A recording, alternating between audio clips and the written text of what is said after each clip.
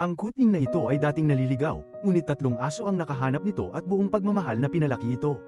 Napakapit ang kuting sa mga aso, palaging pinipilit na matulog sa pagitan nila.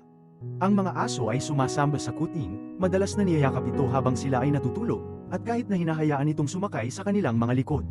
Sa paglipas ng panahon, medyo nasisira ang kuting at paminsan-minsan ay inaapi ang mga aso.